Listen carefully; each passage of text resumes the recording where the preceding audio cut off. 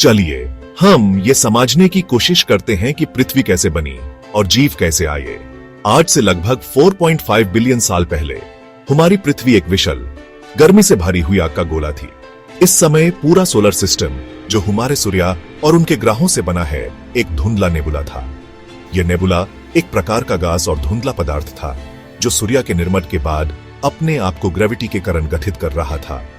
इस गठित होने के दौरान धुंधला पदार्थ एक ठोस गर्म धातु और पदार्थ में बदल गया जिससे पृथ्वी का गठन हुआ। शुरू में पृथ्वी एक गर्म और पिछले समय तक लिक्विड थी, लेकिन धीरे धीरे ठंडी होकर इस पर ठोस झाग क्रस्ट बन गई, एटमॉस्फेयर बन गया और यह सब पृथ्वी को जीवन के लिए अनुकूल बना रहा था। अब बात करते हैं जीवन के आगमन की। पृथ्वी पर सबसे पहले जीवन का गठन हुआ तो उस समय का माहौल अलग था। एटमॉस्फेयर में ऑक्सीजन कम थी और बहुत सारे केमिकल कंपाउंड्स जो आज के दिन हम ऑर्गेनिक मॉलिक्यूल्स कहते हैं समुद्र में घुल रहे थे।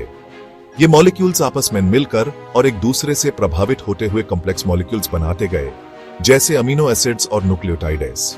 ये मॉलिक्यूल्स धीरे धीरे जीवन की बुनियादी शाखा में बदले छोटे छोटे ऑर्गेनिक मॉलिक्यूल्स जो आज के जीवन के लिए जरूरी हैं। इन मॉलिक्यूल्स का एक और रूप बना प्रोटोसेल्स, जो एक प्रकार के प्रारंभिक जीवन थे।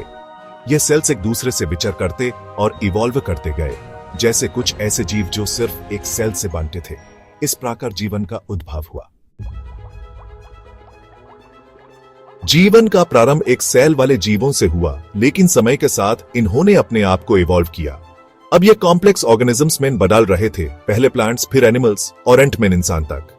यह एवोल्यूशन का प्रक्रिया है जो हर दिन नए रूप में सामने आती है, जिसमें हर जीव अपने पर्यावरण के साथ खुल मिलकर अपने जीने की कला को सुधारने की कोशिश करता है।